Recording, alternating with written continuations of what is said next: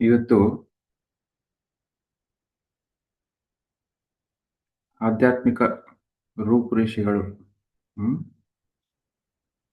ಆ ಒಂದು ವಿಷಯದ ಬಗ್ಗೆ ಇನ್ನೂ ಹೆಚ್ಚಿನ ಹ್ಮ್, ಜ್ಞಾನವನ್ನು ನಾವು ಸಂಪಾದಿಸೋಣ.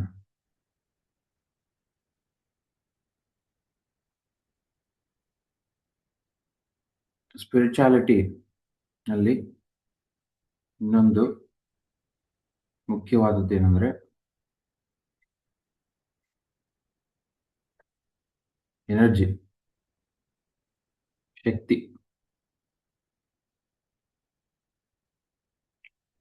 ಸೊ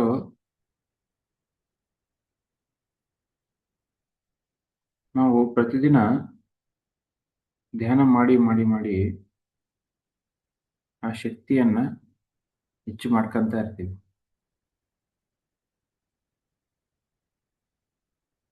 ಮನುಷ್ಯ, ಪ್ರತಿ ಜೀವಿ ಕೂಡ ಸೃಷ್ಟಿಯಲ್ಲಿ ಎನರ್ಜಿ ಬೀಯಿಂಗ್, ಒಂದು ಶಕ್ತಿಯ ಪ್ರತಿರೂಪ. ಪ್ರತಿಯೊಂದು ಜೀವಿ ಸೃಷ್ಟಿಯಲ್ಲಿ ಆ ಶಕ್ತಿ ದಿನ ಹೆಚ್ಚಾಗ್ತಾ ಇರುತ್ತೆ. ಧ್ಯಾನ ಮಾಡಿದಾಗ ಹೆಚ್ಚಾಗ್ತಾ ಇರುತ್ತೆ. ಬಟ್ ಶಕ್ತಿ ಇದೆ, ಬಟ್ ಆ ಶಕ್ತಿ ಏನಾಗಿದೆ, ಮಲಗಿದೆ. ಆ ಶಕ್ತಿ ಅಂತ ಎಚ್ಚರ ಆದಾಗ ಏನಾಗುತ್ತೆ, ಆ ಶಕ್ತಿ ದಿನ ಧ್ಯಾನ ಮಾಡಿ ಮಾಡಿ ಹೆಚ್ಚು ಮಾಡ್ಕೋಬಹುದು ಅಂತ ನಮಗೆ ಗೊತ್ತಾಗುತ್ತೆ. ಹಂಗ ಅರಿವಿಗೆ ಬರುತ್ತೆ, ನನ್ನ ಹತ್ರ ಶಕ್ತಿ ಇದೆ ಅಂತಕ್ಕಂಥ ಒಂದು ಒಂದು ಹೊಸ ಅರಿವು ಉಂಟಾಗುತ್ತೆ ನಮಗೆ. ಆ ಒಂದು ಅರಿವು ಯಾವಾಗ ಜಾಗೃತಿ ಆಗುತ್ತೆ, ನಾವೇನ್ ಮಾಡ್ತೀವಿ, ಆ ಶಕ್ತಿಯನ್ನ ಹೆಚ್ಚು ಮಾಡ್ಕೊಂತ ಹೋಗ್ತೀವಿ ದಿನ ದಿನ ದಿನ ದಿನ ದಿನ. ಗೊತ್ತಾಗುತ್ತೆ ಹೇಗೆ ಹೆಚ್ಚಾಗ್ತಿದೆ ಶಕ್ತಿ ಅಂದ್ರೆ, ಮನಸ್ಸು ಶಾಂತ ಆಗ್ತಿದೆ, ನನಗೆ ಹೊಸ ಹೊಸ ಧ್ಯಾನದ ಅನುಭವಗಳಾಗ್ತಿದೆ.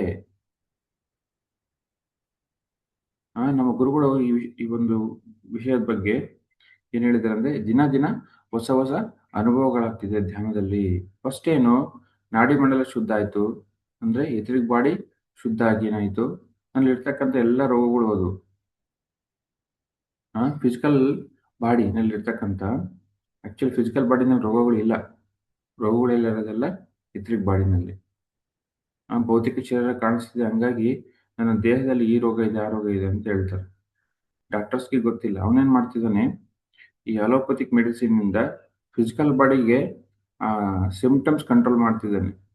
ಆಕ್ಚುಲ್ ಆಗಿ ಇರ್ತಕ್ಕಂಥ ರೋಗಗಳೆಲ್ಲ ಪ್ರಾಣಮಯ ಶರೀರದಲ್ಲಿ, ಎಥರಿಕ್ ಬಾಡಿನಲ್ಲಿ ಅಲ್ಲಿರೋದು. ಅದನ್ನ ನಾವು ಕ್ಲೀನ್ ಮಾಡಕ್ ಆಗ್ತಿಲ್ಲ.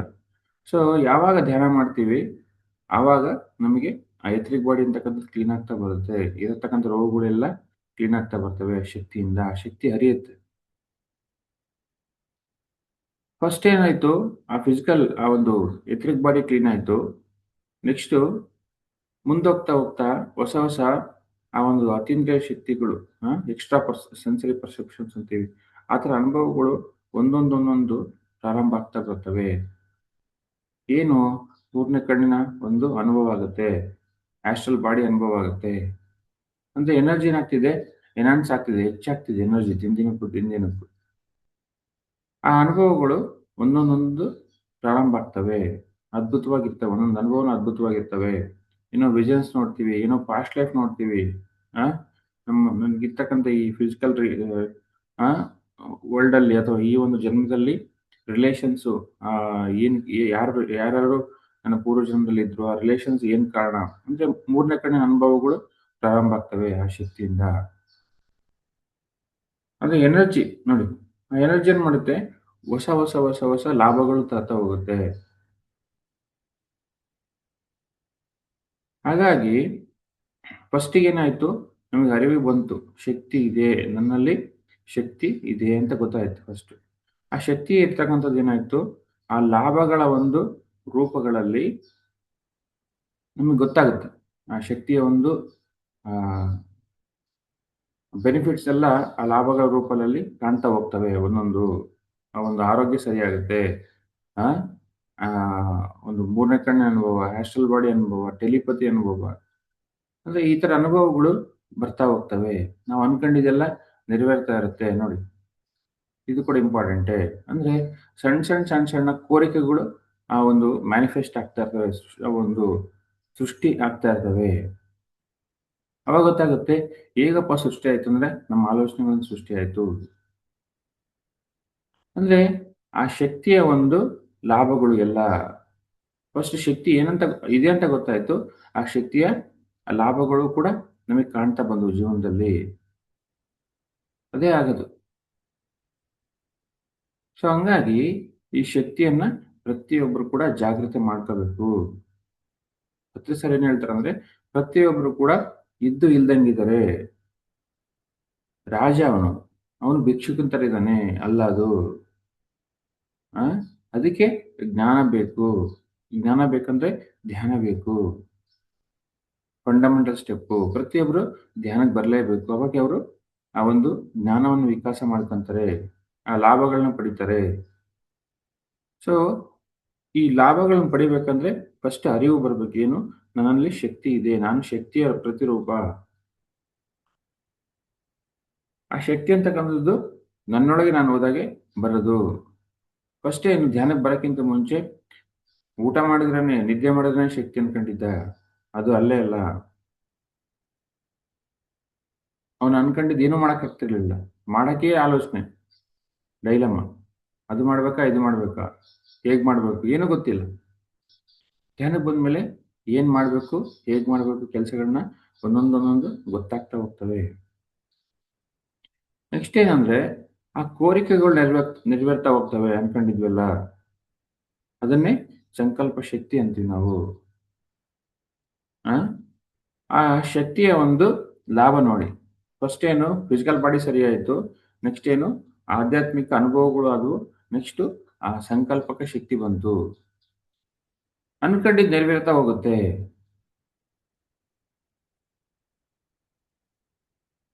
ಅಂದ್ರೆ ಇದು ವೆರಿ ವೆರಿ ಇಂಪಾರ್ಟೆಂಟ್ ಸಂಕಲ್ಪ ಶಕ್ತಿ. ಇದ್ರಲ್ಲಿ ಎಲ್ಲರೂ ಕೂಡ ತಪ್ಪು ದಾರಿ ಹಿಡಿಯೋದೇ ಹೆಚ್ಚು.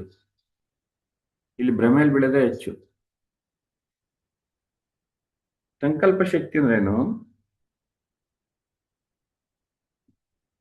ನಿನಗೆ ಲೋಕ ಕಲ್ಯಾಣವಾಗ್ತಕ್ಕಂಥ ಒಂದು ಕೋರಿಕೆಗಳು ಸೃಷ್ಟಿಯಾದಾಗ ಅವು ನೆರವೇರ್ತಾ ಹೋಗ್ತವೆ. ಈ ಸಂಕಲ್ಪ ಶಕ್ತಿ ಅಂತಕ್ಕಂಥದ್ದು ಆ ಒಂದು ಕರ್ಮ ಸಿದ್ಧಾಂತದ ಮೇಲೆ, ಆ ಒಂದು ಯೂನಿವರ್ಸಲ್ ಲಾ ಮೇಲೆ ಡಿಪೆಂಡ್ ಆಗಿದೆ. ಏನು? ಆ ಸೃಷ್ಟಿಯ ಒಂದು ರೂಲ್ ಇರುತ್ತೆ. ಎಲ್ಲನೂ ಮ್ಯಾನಿಫೆಸ್ಟ್ ಆಗೋದಿಲ್ಲ. ಎಲ್ಲನೂ ಸೃಷ್ಟಿ ಆಗೋದಿಲ್ಲ. ಫಾರ್ ಎಕ್ಸಾಂಪಲ್ ನಾವು ಫಿಸಿಕಲ್ ಭೌತಿಕವಾದಂತ ಒಂದು ಕೋರಿಕೆಗಳನ್ನ ಎಲ್ಲವೂ ಸಂಕಲ್ಪ ಇಟ್ಕೊಂಡ್ರೆ ಎಲ್ಲವೂ ನೆರವೇರೋದಿಲ್ಲ. ಎಲ್ಲರೂ ಏನ್ ಹೇಳ್ತಾರೆ? ನೀನ್ ಏನ್ ಅನ್ಕೊಂಡು ಆಗ್ತೈತೆ ಅಂತ ಹೇಳ್ತಾರೆ. ಸಂಕಲ್ಪಕ್ಕೆ ಸಿದ್ಧಿ ಆಗ್ಬೇಕಂದ್ರೆ ಫಸ್ಟು ಆ ಶುದ್ಧವಾದ ಒಂದು ಸಂಕಲ್ಪ ಇರಬೇಕು. ಅದು ಇಂಪಾರ್ಟೆಂಟ್. ಅದು ಲೋಕಕ್ಕೆ ಒಳಿತಾಗ್ತಕ್ಕಂಥ ಸಂಕಲ್ಪ ಇರಬೇಕು. ನೆಕ್ಸ್ಟ್ ಏನು? ನಿನ್ನ ಆ ಒಂದು ಫಿಸಿಕಲ್ ಲೈಫಿಗೆ ಅಥವಾ ಆ ಸರಿಯಾಗಿರ್ಬೇಕು ಫಸ್ಟ್. ಸರಿಯಾಗಿದೆ ಅಂತಂದ್ರೆ ಸುಮ್ಮನೆ ಇವತ್ತು ದುಡ್ಡು ಬೇಕು, ದುಡ್ಡು ಆಯ್ತು. ನೆಕ್ಸ್ಟ್ ಮಕ್ಕಳು ಬೇಕು, ಮಕ್ಕಳು. ಅಧಿಕಾರ ಬೇಕು, ಅಧಿಕಾರ. ಅದಲ್ಲ ಸಂಕಲ್ಪ. ಅದೆಲ್ಲ ತಪ್ಪು. ಅಂದ್ರೆ ಶುದ್ಧವಾದ ಸಂಕಲ್ಪಗಳಲ್ಲ. ಸಂಕಲ್ಪಗಳು ಹೇಗಿರ್ಬೇಕಂದ್ರೆ ಆ ಒಂದು ಲೋಕ ಕಲ್ಯಾಣಕ್ಕೆ ಪರವಾಗಿರ್ಬೇಕು. ಯಾವಾಗ್ಲೂ ಸ್ವಾರ್ಥವಾದ ಸಂಕಲ್ಪಗಳು ಈಡೇರೋದಿಲ್ಲ. ಎಲ್ಲರೂ ಅದೇ ಕೆಲಸ ಮಾಡ್ತಾರೆ. ಒಂದಾಯ್ತು ಇನ್ನೊಂದಕ್ಕೆ ಹೋಗ್ತಾರೆ, ಇನ್ನೊಂದಾಯ್ತು ಇನ್ನೊಂದಕ್ಕೆ ಹೋಗ್ತಾರೆ. ಅಂದ್ರೆ ಅಲ್ಲಿ ಮನಸ್ಸು ಅಷ್ಟೇ, ಸಿಂಪಲ್. ಅದೆಲ್ಲ ಆಗೋದಿಲ್ಲ. ಸಂಕಲ್ಪಕ್ಕೆ ಶಕ್ತಿ ಬರುತ್ತೆ, ಖಂಡಿತ ಬರುತ್ತೆ. ಬಟ್ ಅಲ್ಲಿ ಒಂದು ಆ ಒಂದು ವಿಷಯ ಏನಂದ್ರೆ ನಾವೇನು ಸಂಕಲ್ಪಗಳು ಇಟ್ಕೊಂತೀವಿ ಅದಕ್ಕೆ ತಕ್ಕಂತ ಪ್ರತಿಫಲ ಕೂಡ ನಾವು ಅನುಭವಿಸ್ಬೇಕಾಗುತ್ತೆ. ಫಿಸಿಕಲ್ ಅಲ್ಲೂ ಆಗ್ತವೆ ಕೆಲವೊಂದು, ಬಟ್ ಅದ್ ತಕ್ಕಂತ ಪ್ರತಿಫಲ ಇದ್ದೇ ಇರುತ್ತೆ. ಅನ್ಕೊಂಡಿದ್ದೆಲ್ಲ ಆಗೋದಿಲ್ಲ. ಯಾಕಂದ್ರೆ ನಾವು ಸೃಷ್ಟಿಯಲ್ಲಿ ಸಂಕಲ್ಪ ಮಾಡ್ತಿದೀವಿ. ಸೃಷ್ಟಿಗೊಂದು ಲಾ ಇದ್ದೇ ಇರುತ್ತೆ, ಕಾನೂನು ಇದ್ದೇ ಇರುತ್ತೆ. ಆ ಕಾನೂನಿಗೆ ವಿರುದ್ಧವಾಗಿ ಸಂಕಲ್ಪಗಳು ಮಾಡ್ಕೊಂಡ್ರೆ ಅದಕ್ಕೆ ತಕ್ಕಂತ ಪ್ರತಿಫಲ ಅನುಭವಿಸ್ಬೇಕಾಗುತ್ತೆ. ಕೆಲವೊಂದು ಆಗ್ತವೆ, ಕೆಲವೊಂದು ಆಗೋದಿಲ್ಲ. ಇನ್ನು ಸಂಕಲ್ಪ ಯಾವಾಗ್ತವೆ? ಆ ಸೃಷ್ಟಿಗೆ ಪರವಾಗಿರೋವೆಲ್ಲ ಆಗ್ತವೆ, ಸೃಷ್ಟಿ ವಿರುದ್ಧವಾಗಿರೋವು ಆಗೋದಿಲ್ಲ. ಯಾಕಂದ್ರೆ ಪ್ರತಿಯೊಂದು ಸಂಕಲ್ಪದಿಂದ ಆ ಪರ್ಮಿಷನ್ ಇದೆ ಸೃಷ್ಟಿದು. ಹ್ಮ್ ಸೊ ಈ ಸಂಕಲ್ಪಕ್ಕೆ ಶಕ್ತಿ ಬರುತ್ತೆ ನೋಡಿ. ಫಸ್ಟ್ ಏನು ಅನ್ಕೊಂಡಿವ್ ಆಗ್ತಿರ್ಲಿಲ್ಲ, ಯಾಕಂದ್ರೆ ಶಕ್ತಿ ಇರ್ಲಿಲ್ಲ. ಯಾವಾಗ ಶಕ್ತಿ ಬಂತು, ಒಂದೊಂದೊಂದೊಂದು ಮ್ಯಾನಿಫೆಸ್ಟ್ ಆಗ್ತಾ ಬರ್ತವೆ ಎಲ್ರು. ಹಾಗಾಗಿ ಆ ಶಕ್ತಿಯನ್ನ ದಿನದಿನಕ್ಕೂ ಹೆಚ್ಚು ಮಾಡ್ಕೊಂತ ಇರ್ಬೇಕು ನಾವು. ಅಲ್ಲೇ ಬಿಡಬಾರ್ದು ಶಕ್ತಿನ. ಶಕ್ತಿ ಅಷ್ಟೇ ಇರಬಾರ್ದು. ಆ ಶಕ್ತಿ ಮೇಲ್ ಹೋಗ್ತಾ ಇರ್ಬೇಕು. ನಾವು ಅದನ್ನೇ ಕುಂಡಲಿನಿ ಜಾಗೃತಿ ಅಂತೀವಿ. ಪ್ರತಿಯೊಬ್ಬರಲ್ಲೂ ಕೂಡ ಇದೆ, ಅನಂತವಾದ ಶಕ್ತಿ ಇದೆ. ಅನಂತವಾದ ಶಕ್ತಿ ಜಾಗೃತಿ ಆಗ್ಬೇಕು, ಅದಿರೋದು. ಆವಾಗ ಹೇಗೆ ಹೇಗೆ ಜಾಗೃತಿ ಆಗುತ್ತೆ, ಅದೇ ತರ ಆ ಆಧ್ಯಾತ್ಮಿಕ ಜ್ಞಾನ ಕೂಡ ಹೆಚ್ಚಾಗ್ತಾ ಹೋಗುತ್ತೆ, ಅರಿವು ಕೂಡ ಹೆಚ್ಚಾಗ್ತಾ ಹೋಗುತ್ತೆ. ಏನು ಸಂಕಲ್ಪ ಮಾಡಬೇಕು, ಏನು ಸಂಕಲ್ಪ ಮಾಡಬಾರ್ದು, ಯಾವ್ದಕ್ಕೆ ಸಂಕಲ್ಪ ಮಾಡಬೇಕು, ಯಾವ್ದಕ್ಕೆ ಸಂಕಲ್ಪ ಮಾಡಬಾರ್ದು.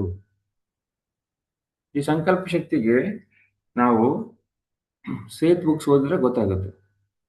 ಸಂಕಲ್ಪ ಶಕ್ತಿಗೆ ರಾಮ್ತಾ ಬುಕ್ಸ್ ಓದಿದ್ರೆ ಆ ವಿಷಯಗಳು ಗೊತ್ತಾಗುತ್ತೆ. ಸುಮ್ಮನೆ ಬರೀ ಫಿಸಿಕಲ್ ವರ್ಲ್ಡ್ ಅಲ್ಲಿ ಸಂಕಲ್ಪಗಳು ಮಾಡ್ತಾ ಇರಬಾರ್ದು. ಮತ್ತೆ ಸ್ಪಿರಿಚುಯಾಲಿಟಿನಲ್ಲೂ ಕೂಡ ಸುಮ್ಮನೆ ಬರೀ ಸಂಕಲ್ಪನ ಅನ್ಬಾರ್ದು. ಕೋರಬೇಕು. ಸ್ಪಿರಿಚುವಲ್ ವರ್ಲ್ಡ್ ಅಲ್ಲಿ ಏನು, ಎಲ್ಲರೂ ಸಸ್ಯಾಹಾರಿಗಳಾಗ್ಲಿ, ಎಲ್ಲರೂ ಧ್ಯಾನಿಗಳಾಗ್ಲಿ, ಎಲ್ಲರೂ ಪಿರಮಿಡ್ಗಳು ಕಟ್ಲಿ, ಹೆಚ್ಚೆಚ್ಚು ಪಿರಮಿಡ್ಗಳಾಗ್ಲಿ ಅಂತ ಸಂಕಲ್ಪ ಮಾಡ್ತಿರ್ಬೇಕು. ನಮ್ಮ ಕೆಲಸ ನಾವು ಮಾಡ್ತಿರ್ಬೇಕು. ಪರಿಶ್ರಮ ಕೂಡ ಅಷ್ಟೇ ಇರಬೇಕು. 10 ಸಾರಿ ಹೇಳಿದ್ದೇನು, ಅವ್ರು ಮಾಡಿದ್ದು ಅದನ್ನೇ. ಸಂಕಲ್ಪಗಳೆಲ್ಲ ಮಾಡಿದ್ರು, ಜೊತೆಗೆ ಪರಿಶ್ರಮ ಕೂಡ ಇತ್ತು. 24/7 ಅದೇ ಕೆಲಸ. ಅದು ಕೂಡ ಇಂಪಾರ್ಟೆಂಟ್. ಕೆಲವರೆಲ್ಲ ಏನ್ ಮಾಡ್ತಾರೆ, ಬರೀ ಸಂಕಲ್ಪಗಳು ಮಾಡ್ತಾರೆ, ಪರಿಶ್ರಮ ಮಾಡಲ್ಲ, ಕಷ್ಟಪಡೋದಿಲ್ಲ. ಅದೇನಾಗುತ್ತೆ, ಸುಮ್ಮನೆ ಪಾಂಡಿತ್ಯ ಆಗುತ್ತೆ. ಒಂದಿನ ಸುಮ್ಮನೆ ಕ್ಲಾಸ್ ಆಗುತ್ತದು, ಅದಲ್ಲ.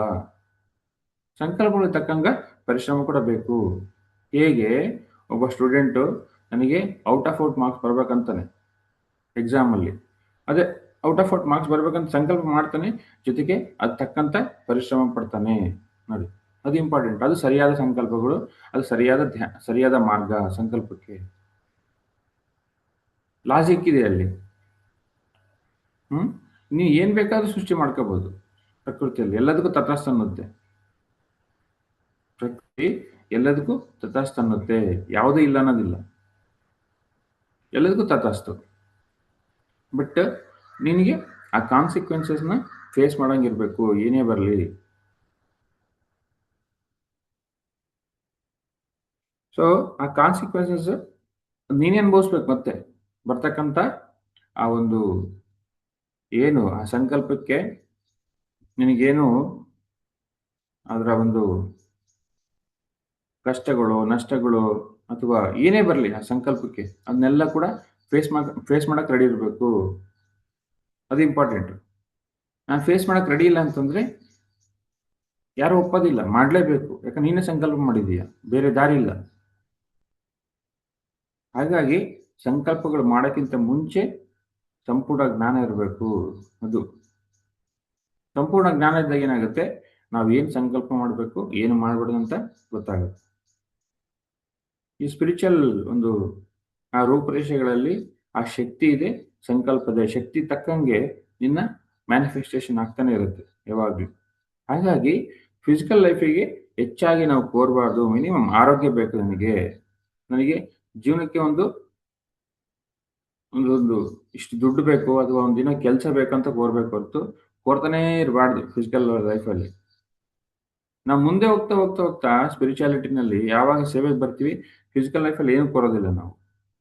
ತನ್ನಷ್ಟಕ್ಕೆ ತಾನು ನಡ್ಸ್ಕೊಂಡು ಹೋಗುತ್ತೆ ಫಿಸಿಕಲ್ ಲೈಫ್. ಆ ಸ್ಪಿರಿಚುವಲ್ ಲೈಫ್ ಏನ್ ಮಾಡುತ್ತೆ, ಆ ಫಿಸಿಕಲ್ ಲೈಫ್ ನಡ್ಸ್ಕೊಂಡು ಹೋಗುತ್ತೆ ಅಷ್ಟೇ. ಸಾಕ್ಷಿ ಆಗ್ಬಿಡ್ಬೇಕು, ನಮ್ಮ ಭೌತಿಕ ಜೀವನಕ್ಕೆ ಸಾಕ್ಷಿ ಆಗ್ಬಿಡ್ಬೇಕು. ಅದು ಸರಿಯಾದ ಜ್ಞಾನ. ಅವನು ಮಾಸ್ಟರ್. ಅವನು ಫಿಸಿಕಲ್ ಲೈಫ್ನ ಅವನು ಒಂದು ಅನುಭವಕ್ಕೋಸ್ಕರ ತಗೊಂತಾನೆ ಅಷ್ಟೇ. ಜೀವಿಸ್ತಾ ಇರ್ತಾನೆ, ಸುಮ್ಮನೆ ಜೀವಿಸ್ತಾ ಇರ್ತಾನೆ ಸಾಕ್ಷಿಯಾಗಿ ಎಲ್ಲದಕ್ಕೂ. ಅದು ಸರಿಯಾದದ್ದು. ಅವಾಗ ಏನ್ ಮಾಡ್ತಾನೆ, ಅವನು ಫಿಸಿಕಲ್ ಲೈಫ್ ಏನು ಸಂಕಲ್ಪಗಳು ಮಾಡೋದಿಲ್ಲ. ಅವನೇನು ಯಾವ್ದು ಕಡೆ ಹೋಗ್ತಿದ್ದಾನೆ, ಬುದ್ಧ ಬುದ್ಧ ಆಗಿದ್ದಾನಾಗ್ಲಿ ಅಂದ್ರೆ ಆ ಫಿಸಿಕಲ್ ಲೈಫ್ನ ಏನು ಕೋರೋದಿಲ್ಲ ನೋಡಿ. ಬುದ್ಧ ಫಿಸಿಕಲ್ ಲೈಫ್ ಏನು ಕೋರ್ಲಿಲ್ಲ. ಅವ್ನು ಕೋರಿದ್ದೆಲ್ಲ ಲೋಕ ಕಲ್ಯಾಣಕ್ಕೆ. ಅವನ ಪ್ರಯತ್ನ ಎಲ್ಲ ಲೋಕ ಕಲ್ಯಾಣಕ್ಕೆ. ಅವನ ಸಂಕಲ್ಪ ಎಲ್ಲ ಲೋಕ ಕಲ್ಯಾಣಕ್ಕೆ. ಇದು ನಿಜವಾದ ಸಂಕಲ್ಪ, ಸರಿಯಾದ ಸಂಕಲ್ಪ. ನಮ್ಮ ಗುರುಗಳು ಹೇಳಿರೋದು ಇದನ್ನೇ. ಏನು? ನೀನು ಲೋಕಕ್ಕೆ ಕೋರು, ಎಲ್ಲರಿಗೋಸ್ಕರ ಕೋರು, ಎಲ್ಲರ ಒಳಿತನ್ನು ಕೋರು, ಎಲ್ಲ ಜೀವಿಗಳ ಒಳಿತು ಕೋರು. ಆಹಾರಕ್ಕೆ ಕೋಟಿ ಕೋಟಿ ಪ್ರಾಣಿಗಳು ಸಾಯ್ತಿದ್ದಾವೆ ಮೂರ್ಖತನದಿಂದ. ಆ ಜೀವಿಗಳೆಲ್ಲ ಆನಂದವಾಗಿರ್ಬೇಕು, ಆ ಜೀವಿಗಳೆಲ್ಲ ಫ್ರೀಯಾಗಿ ಬದುಕಬೇಕು. ಆ ಥರ ಸಂಕಲ್ಪಗಳು ಮಾಡಬೇಕು. ಆ ಸಂಕಲ್ಪಕ್ಕೆ ಸೃಷ್ಟಿ ಕೂಡ ಇನ್ನೂ ಶಕ್ತಿ ಕೊಡುತ್ತೆ. ಯಾವಾಗ ನಿನ್ನ ಶಕ್ತಿ ಪ್ಲಸ್ ಸೃಷ್ಟಿಯ ಶಕ್ತಿ, ಎರಡು ಶಕ್ತಿ ಆಡಾಗುತ್ತೆ ಆ ಸಂಕಲ್ಪಕ್ಕೆ. ಪರ್ಸನಲ್ ಲೈಫಿಗೆ ಏನು ಕೋರಬಾರ್ದು. ಪರ್ಸನಲ್ ಲೈಫ್ ಇನ್ನೂ ಕೋರ್ತಿದೀವಿ ಅಂದ್ರೆ ನಾವು ಇನ್ನು ಬುದ್ಧರಾಗಕ್ಕೋಸ್ಕರ ಪ್ರಯತ್ನ ಮಾಡ್ತಾ ಇಲ್ಲ. ಸಂಪೂರ್ಣವಾಗಿ ಸ್ವಲ್ಪ ಪ್ರಯತ್ನ ಮಾಡ್ತಿದೀವಿ. ನೀನು ಲೋಕದ ಒಳಿತಿಗೋಸ್ಕರ ಸಂಕಲ್ಪ ಮಾಡು. ಸಹಜವಾಗಿ ನಿನ್ನ ಒಂದು ಫಿಸಿಕಲ್ ಲೈಫ್ ನಿನ್ಗೆ ಏನ್ ಬೇಕಾಗಿತ್ತು ಅವು ಬರ್ತಾ ಹೋಗ್ತಾವೆ. ನಿನ್ಗೆ ತನ್ನಷ್ಟು ತಾನೇ ಬರ್ತವೆ. ನನಗೆಲ್ಲ ಬಂದಿದೆ, ನಾನು ಏನು ಕೋರೋದಿಲ್ಲ ಪರ್ಸನಲ್ ಲೈಫಿಗೆ. ನಿನ್ಗೆ ಎಷ್ಟು ಬೇಕು ಅದು ಕೊಡ್ತಾ ಬರುತ್ತೆ. ಪ್ರಕೃತಿ ನೋಡ್ಕೊಳುತ್ತೆ. ಯಾವ ಕ್ಷಣಕ್ಕೆ ಏನ್ ಬೇಕು, ಎಷ್ಟು ಬೇಕು ಅದು ನೋಡ್ಕೊಂತ ಹೋಗುತ್ತೆ ನಿನ್ನ. ನಾವು ನೋಡ್ಕೊಳೋದು ಅಲ್ಲ, ಪ್ರಕೃತಿ ನೋಡ್ಕೊಳೋದು ಅದು ಅಲ್ಟಿಮೇಟ್. ಯಾಕಂದ್ರೆ ಪ್ರಕೃತಿ ನಿನಗೇನ್ ಬೇಕು ಪ್ರಕೃತಿಗೆ ಚೆನ್ನಾಗಿ ಗೊತ್ತು. ನಮಗೆ ಗೊತ್ತಿಲ್ಲ ನಮಗೇನ್ ಬೇಕಂತ. ಫಿಸಿಕಲ್ ಲೈಫಲ್ಲಿ ನಮಗೇನ್ ಬೇಕಂತ ನಮಗೆ ಗೊತ್ತಿಲ್ಲ. ಅದು ಪ್ರತಿ ಕ್ಷಣ ಒಂದು ನೆರಳಿನ ತರ, ಪ್ರತಿ ಕ್ಷಣ ತಾಯಿ ತರ ನೋಡ್ಕೊಂತ ಹೋಗುತ್ತೆ ನಮ್ಮ ಫಿಸಿಕಲ್ ಲೈಫ್ನ ಎಲ್ಲ ಟೈಮಲ್ಲೂ ಕೂಡ. ಹಾಗಾಗಿ ನಾವೇನು ಸಂಕಲ್ಪಗಳು ಮಾಡ್ತೀವಿ ನಮಗೋಸ್ಕರ ಮಾಡಬಾರ್ದು. ತಿಳ್ಕೊಳ್ಳಿ, ಇದು ಅಜ್ಞಾನ. ಇದು ನಮಗೋಸ್ಕರ ಸಂಕಲ್ಪ ಮಾಡ್ಕೊಂಡ್ರೆ ನಾವು ಯಾವತ್ತು ಲೋಕ ಕಲ್ಯಾಣಕ್ಕೋಸ್ಕರ ಸಂಕಲ್ಪ ಮಾಡಬೇಕು. ಫಿಸಿಕಲ್ ಲೈಫಲ್ಲಿ ಸಾಕ್ಷಿಯಾಗಿ ಬದುಕಬೇಕು. ಅದು ಇರೋದು.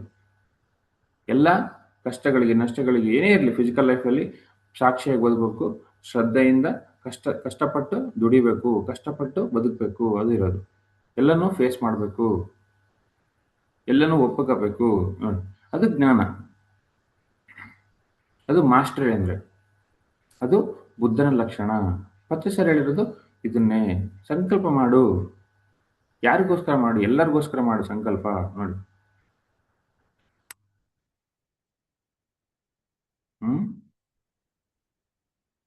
ಶಕ್ತಿ ದಿನಾ ಹೆಚ್ಚಾಗ್ತಾನೆ ಇರುತ್ತೆ. ಧ್ಯಾನ ಮಾಡಿದಾಗ ಅಥವಾ ಸ್ವಾಧ್ಯಾಯ ಮಾಡಿದಾಗ, ಸತ್ಸಂಗಗಳು ಮಾಡಿದಾಗ, ಅಂದ್ರೆ ಆ ಒಂದು ಪ್ರಾಣಶಕ್ತಿಯ ತರಂಗಗಳು ಜೊತೆನೇ ಇರುತ್ತೆ ಯಾವಾಗಲೂ ಕೂಡ. ಯಾವಾಗ ಯಾವಾಗ ಜ್ಞಾನ ವಿಕಾಸ ಆಗ್ತಾ ಇರುತ್ತೆ, ಶಕ್ತಿ ಹೆಚ್ಚಾಗ್ತಾನೆ ಇರುತ್ತೆ. ಧ್ಯಾನದಿಂದ ಮಾತ್ರ ಆಗಲ್ಲ ಶಕ್ತಿ, ಸ್ವಾಧ್ಯಾಯದಿಂದನೂ ಕೂಡ ಆಗುತ್ತೆ.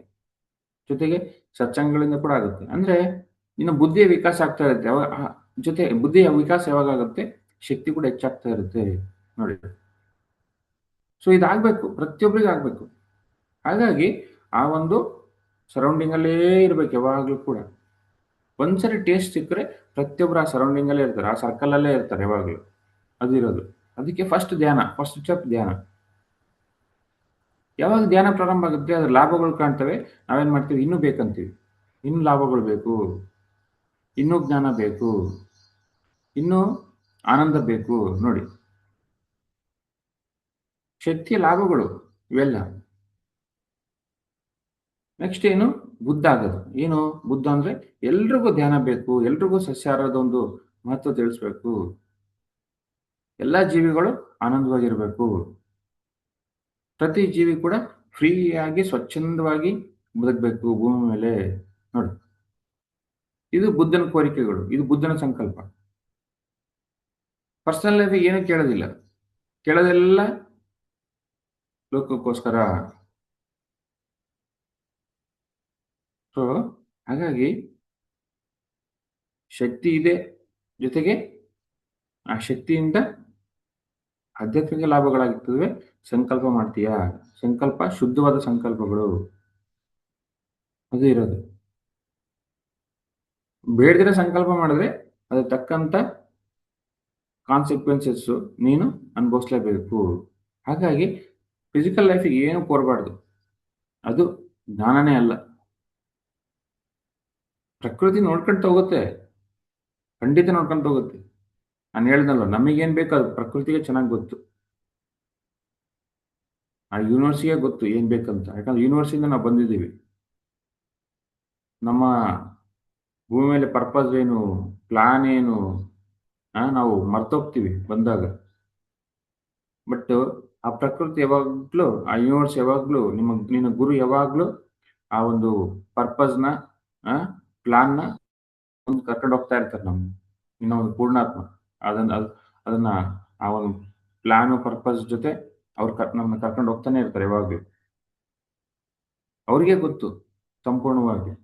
ಈ ಒಂದು ಫಿಸಿಕಲ್ ರಿಯಾಲಿಟಿಲಿ ಇದ್ದಾಗ, 3 ಡೈಮೆನ್ಷನಲ್ ಭೂಮಿ ಮೇಲೆ ಇದ್ದಾಗ ಅವ್ನ ಮರ್ತೋಗ್ತೀವಿ ನಾವು. ಬಟ್ ಅವರು ಮರೆಯೋದಿಲ್ಲ.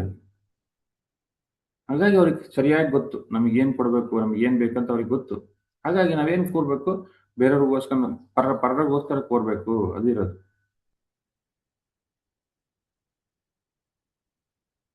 ಪ್ರತಿಯೊಬ್ರು ಸಂಕಲ್ಪಗಳು ಮಾಡಬೇಕು. ಸಂಕಲ್ಪಗಳು ಪರರಿಗೋಸ್ಕರ ಇರಬೇಕು. ಸುಮ್ಮನೆ ಇರಬಾರ್ದು ಎನರ್ಜಿ. ಎನರ್ಜಿ ಮಲ್ಟಿಪ್ಲೈ ಆಗ್ತಾ ಇರಬೇಕು. ಎನರ್ಜಿ ಕೆಲಸ ಮಾಡ್ತಾ ಇರಬೇಕು. ಯಾವಾಗ ನಾವು ಪರರಿಗೋಸ್ಕರ ಸಂಕಲ್ಪ ಮಾಡ್ತೀವಿ, ಪರರಿಗೋಸ್ಕರ ಕೆಲಸ ಮಾಡಕ್ಕೆ ಶುರು ಮಾಡ್ತೀವಿ. ಯಾಕಂದ್ರೆ ದೃಷ್ಟಿಯಂತೆ ಸೃಷ್ಟಿ. ಸೃಷ್ಟಿ ಏನಾಗುತ್ತೆ? ನಿನ್ನ ಪ್ರಯತ್ನ ಸ್ಟಾರ್ಟ್ ಆಗುತ್ತೆ ಅವಾಗ. ನಾವ್ ಹೇಗೆ ಕಾವ್ಯ ಪಿರಮಿಡ್ ಬೇಕಂದ್ವಿ, ಪಕ್ಕ ಅನ್ನದಾನ ಭವನ ಬೇಕಂದ್ವಿ ನೋಡಿ. ನಮ್ ದೃಷ್ಟಿ ಬದಲಾಯಿತು. ದೃಷ್ಟಿ ಇನ್ನೂ ಲಾಭ ಹೆಚ್ಚಾಗ್ಲಿ ಅಂದ್ಕೊಂಡ್ವಿ ನಾವು. ಅವಾಗ ಏನಾಯ್ತು? ಅನ್ನದಾನ ಭವನ ರೆಡಿ ಆಗ್ತಿದೆ ನೋಡಿ. ಹೀಗೆ ಪ್ರತಿಯೊಂದು ಅಷ್ಟೇ. ಫಸ್ಟ್ ನಾವೊಂದೇ ಧ್ಯಾನ ಮಾಡ್ತಿದ್ವಿ. ನಾವು ಧ್ಯಾನ ಹೇಳಕ್ ಪ್ರಾರಂಭ ಮಾಡಿದ್ವಿ. ಒಳಗೆ ಕೋರಿಕೆ ಬಂತು, ಏನು? ಎಲ್ರೂ ಧ್ಯಾನಿಗಳಾಗ್ಬೇಕಂತ. ಅವಾಗ ಏನಾದ್ರು ಒಂದೊಂದು ಊರಲ್ಲಿ ಸೆಂಟರ್ಗಳಾದವು. ನಮ್ಮ ಮನೆಗಳ ಮೇಲೆ ಪಿರಮಿಡ್ಗಳಾದವು. ಹೆಚ್ಚು ಹೆಚ್ಚು ಹೆಚ್ಚು ಹೆಚ್ಚು ಲಾಭ ಪಡೆದಷ್ಟು ನಮಗೂ ಕೂಡ ಅದ್ರ ಪುಣ್ಯ ಹೆಚ್ಚಾಗ್ತಾ ಹೋಗುತ್ತೆ ನೋಡಿ. ಪುಣ್ಯ ಅಂದ್ರೇನು? ಆನಂದ. ಪುಣ್ಯ ಅಂದ್ರೇನು? ಜ್ಞಾನ. ಪುಣ್ಯ ಅಂದ್ರೆ ಫಿಸಿಕಲ್ ಲಾಭಗಳು ಅಂದ್ರೆ ಅಲ್ಲ, ಅದು ಸಣ್ಣ ಲಾಭಗಳು. ನಿಜವಾದ ಲಾಭ, ಶಾಶ್ವತ ಲಾಭ ಏನಂದ್ರೆ ಆ ಒಂದು ಜ್ಞಾನ, ಆ ಆನಂದ. ಅದು ಪಡಿತಾ ಹೋಗ್ತೀವಿ ನಾವು. ಅದಕ್ಕೆ ಯಾರು ಬೆಲೆ ಕಟ್ಟಕ್ಕಾಗೋದಿಲ್ಲ. ಅದು ಯಾರು ಕೊಡಕ್ಕೂ ಆಗೋದಿಲ್ಲ. ಸೊ ಇದು ವಿಷಯ. ಹಂಗಾಗಿ ಕೋರಬೇಕು. ಯಾರಿಗೋಸ್ಕರ? ಪರರಿಗೋಸ್ಕರ ಕೋರ್ಬೇಕು. ಲೋಕಕ್ಕೋಸ್ಕರ ಕೋರ್ಬೇಕು. ಆ ಪ್ರಾಣಿ ಪಕ್ಷಿಗಳಿಗೋಸ್ಕರ ಕೋರ್ಬೇಕು. ಅದು ಸರಿಯಾದ ಸಂಕಲ್ಪ. ಆ ಸಂಕಲ್ಪ ಮಾಡೋನೇ ಬುದ್ಧ ಆಗ್ತಾನೆ ಅವನು. ಅವನು ದೇಹ ಬಿಟ್ಟ ಮೇಲೆ ಮೇಲಿನ ಲೋಕದಲ್ಲಿ ಅವನು ಹೂವಿನ ಹಾಸಿಗೆ, ಹೂವಿನ ಅವನು ಎಷ್ಟೋ ಜನ ವೆಲ್ಕಮ್ ಮಾಡಕ್ ಕಾಯ್ತಾ ಇರ್ತಾರೆ ಮೇಲಿನ ಲೋಕಕ್ಕೆ ಹೋದಾಗ. ಯಾವನು ಭೌತಿಕ ರಿಯಾಲಿಟಿಲಿ ಇರ್ತಾನೆ, ತನ್ನ ಪರ್ಸನಲ್ ಲೈಫೇ ಒಂದು ಜೀವನ ಅನ್ಕೊಂಡಿದ್ದಾನೆ, ಅವ್ನಿಗೆ ಯಾರು ವೆಲ್ಕಮ್ ಮಾಡೋದಿಲ್ಲ. ಅವನಿಗೆ ಯಾರು ಬಾ ಅಂತ ಕೂಡ ಹೇಳೋದಿಲ್ಲ. ಸೊ ಹಂಗಾಗಿ ಒಬ್ಬ ಪಿರಮಿಡ್ ಮಾಸ್ಟರ್ ಅಂದ್ರೆ ಸಾಮಾನ್ಯ ಅಲ್ಲ. ಅವನು ಯಾವತ್ತೂ ಕೂಡ ಪರರಿಗೋಸ್ಕರನೇ ಕೆಲಸ ಮಾಡ್ತಿರ್ತಾನೆ. ಅದು ಇರೋದು. ಅಲ್ಲೇನೋ ವೆಲ್ಕಮ್ ಮಾಡ್ತಾರಂತಲ್ಲ, ಅವನು ಸಹಜವಾಗಿ ಆ ಕೋರಿಕೆಗಳು ಬರ್ತವೆ. ಅದಕ್ಕೋಸ್ಕರ ಏನ್ ಮಾಡ್ತಾನೆ? ಆ ಕೋರಿಕೆಗಳು, ಆ ಒಂದು ಒಳಗಡೆ ಏನ್ ಹೇಳ್ತಿದೆ ಆತ್ಮ, ಆ ಒಂದು ಮೆಸೇಜ್ಗೆ ಕೆಲಸ ಮಾಡ್ತಾ ಹೋದ್ರೆ ಸಹಜವಾಗಿ ಬರ್ಬೇಕಾಗಿದ್ದು ಎಲ್ಲ ಕಡೆಯಿಂದ ಬರುತ್ತೆ. ಸೃಷ್ಟಿಯಿಂದ ಬರುತ್ತೆ, ಮಾಸ್ಟರ್ಸ್ಗಳಿಂದ ಬರುತ್ತೆ, ಬಂದೇ ಬರುತ್ತೆ ಅದು. ಅದಕ್ಕೆ ಜ್ಞಾನ ಅಂತಕ್ಕಂಥದ್ದು ಸರಿಯಾಗಿರಬೇಕು. ಅದಿರೋದು. ಸೊ ಎಲ್ಲರೂ ಕೂಡ ಪರರಿಗೋಸ್ಕರ ಕೋರ್ಬೇಕು. ಅದೇ ಸರಿಯಾದ ಸಂಕಲ್ಪ. ಅವನೇ ಪಿರಮಿಡ್ ಮಾಸ್ಟರ್, ಅವನೇ ಬುದ್ಧ. ಅದಕ್ಕೆ ಪರರಿಗೋಸ್ಕರ ಯಾವಾಗ್ಲೂ ಅವಿರತ ಪ್ರಯತ್ನ ಮಾಡ್ತಿರ್ಬೇಕು. ನಮ್ಮ ಗುರುಗಳ ತರ ಪತ್ರಿ ಸರ್ ಏನ್ ಹೇಳ್ಕೊಟ್ಟಿದ್ದಾರೆ? ಲೋಕ ಸಮಸ್ತ ಸುಖಿನೋ ಭವಂತು. ಲೋಕದಲ್ಲಿರ್ತಕ್ಕಂಥ ಸಮಸ್ತರು ಎಲ್ಲರೂ ಕೂಡ ಸುಖವಾಗಿರ್ಬೇಕು. ಸಮಸ್ತರಂದ್ರೆ ಮನುಷ್ಯ ಒಬ್ನೆಲ್ಲ. ಮನುಷ್ಯ ಒಂದು ಭಾಗ ಅಷ್ಟೇ. ಮನುಷ್ಯ ಬಿಟ್ಟು ಎಷ್ಟೋ ಜೀವಿಗಳಿದಾವೆ, ಜೀವರಾಶಿಗಳಿದಾವೆ. ಅವರೆಲ್ಲ ಸೇರಿದ್ರೆ ಲೋಕ. ಮನುಷ್ಯ ಸೇರಿದ್ರೆ ಮಾತ್ರ ಲೋಕ ಅಲ್ಲ. ಈ ಮೂರ್ಖರು ಏನ್ ಮಾಡ್ತಾರೆ? ಲೋಕ ಸಮಸ್ತ ಸುಖಿನ ಭವ ಅಂತಂದ್ರೆ ಲೋಕದಲ್ಲಿ ಇರ್ತಕ್ಕಂಥ ಎಲ್ಲರೂ ಚೆನ್ನಾಗಿರ್ಲಿ, ನಮ್ಮ ಮನೆಯವರು ಚೆನ್ನಾಗಿರ್ಲಿ, ನಿಮ್ಮ ಭೂಮಿ ಮೇಲೆ ಇರ್ತಕ್ಕಂಥ ಜನರೆಲ್ಲ ಚೆನ್ನಾಗಿರ್ಲಿ ಅಂತ ಹೇಳ್ತಾರೆ. ಲಿಮಿಟ್ ಮಾಡಿದ್ದಾರೆ ಮೂರ್ಖರು. ಜ್ಞಾನ ಇಲ್ಲ ಅವರಿಗೆ. ಲೋಕ ಅಂದ್ರೇನು? ಎಲ್ಲ ಜೀವರಾಶಿಗಳು, ಎಲ್ಲ ಪ್ರಾಣಿ ಪಕ್ಷಿಗಳು, ಗಿಡಗಳು ಎಲ್ಲರೂ ಕೂಡ ಈ ಭೂಮಿ ಮೇಲೆ ಯಾರ್ಯಾರು ಇದ್ದಾರೆ ಎಲ್ಲರೂ ಕೂಡ ಸೇರಿದ್ರೆ ಲೋಕ.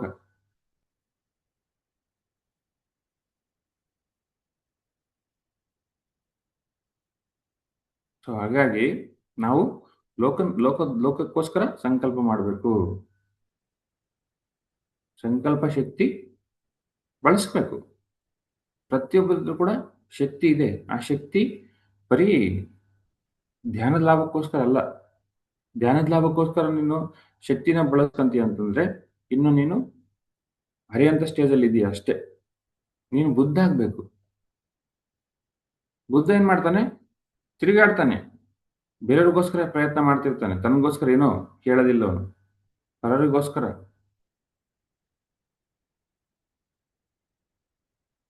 ಸೊ ಆ ಒಂದು ಹಂತಗಳು ಹೆಚ್ಚಾಗ್ತಿರ್ಬೇಕು, ಸ್ಟೇಜ್ ಹೆಚ್ಚಾಗ್ತಾ ಇರ್ಬೇಕು. ಸೊ ಅದೇ ವಿಕಾಸ, ಪರಿವರ್ತನೆ, ರೂಪಾಂತರ ಅಂತೀವಿ ಅದನ್ನ. ಒಂದು ರೂಪದಿಂದ ಇನ್ನೊಂದು ರೂಪಕ್ಕೆ ಹೋಗ್ತಾ ಇರಬೇಕು. ಒಂದು ಸ್ಟೇಜ್ ಇನ್ನೊಂದು ಸ್ಟೇಜ್ ಹೋಗ್ತಾ ಇರಬೇಕು. ಅಲ್ಲೇ ನಿಜವಾದ ಜಯ ಇರೋದು. ಆ ಜಯ ಅಂತಕ್ಕಂಥದ್ದನ್ನ ಪ್ರತಿಯೊಬ್ರು ಕೂಡ ಅನುಭವಿಸ್ಬೇಕು ಜೀವನದಲ್ಲಿ. ಅಲ್ಲೇ ಇರಬಾರ್ದು. ದೇಹ ಇಲ್ಲಿ ಇದ್ದಾಗೆ ಆ ಜಯವನ್ನು ಅನುಭವಿಸ್ಬೇಕು. ಎಲ್ಲರೂ ಖಂಡಿತ ಸಿಕ್ಕೇ ಸಿಗುತ್ತೆ ಜಯ. ಸತ್ಯದಲ್ಲೇ ಜಯ ಇರೋದು. ಹೇಗೆ ನಾವು ಧ್ಯಾನ ಹೇಳಿದ ತಕ್ಷಣ ಧ್ಯಾನ ಮಾಡಕ್ ಪ್ರಾರಂಭ ಮಾಡ್ತಾರೆ ಕೆಲವೊಬ್ರು, ಅದು ನಿಜವಾದ ಜಯ. ಎಷ್ಟು ಸ್ಯಾಟಿಸ್ಫೈ ಆಗುತ್ತೆ ಅವ್ರು. ಎಷ್ಟು ಆನಂದ ಕೊಡುತ್ತೆ ನಮಗೆ ಒಬ್ರು ಧ್ಯಾನ ಮಾಡಿದ್ರೆ, ಒಬ್ರು ಸಸ್ಯಾಹಾರಿ ಆದ್ರೆ. ಒಬ್ಬರಾದ್ರೆ ಅಷ್ಟೇ ಖುಷಿ ಕೊಡೋದು. ಇನ್ನು ಈ ಭೂಮಿ ಮೇಲೆ ಎಲ್ಲರೂ ಧ್ಯಾನ ಮಾಡಿದ್ರೆ, ಸಸ್ಯಾಹಾರಿಗಳಾದ್ರೆ, ಒಂದು ಪಿರಮಿಡ್ ಇದೆ 1000 ಪಿರಮಿಡ್ಗಳಾದ್ರೆ ಎಷ್ಟು ಆನಂದ ಕೊಡುತ್ತೆ ನೋಡಿ. ಸೊ ಅದ್ರ ಕಡೆ ಅವಿರತ ಪ್ರಯತ್ನ ನಮ್ದೆಲ್ಲ. ಅದಕ್ಕೆ ನಾವು ಭೂಮಿಗೆ ಬಂದಿರೋದು. ಅವಾಗೆ ಪಿರಮಿಡ್ ಮಾಸ್ಟರ್ಗಳಾಗೋದು ನೋಡಿ. Thank you masters.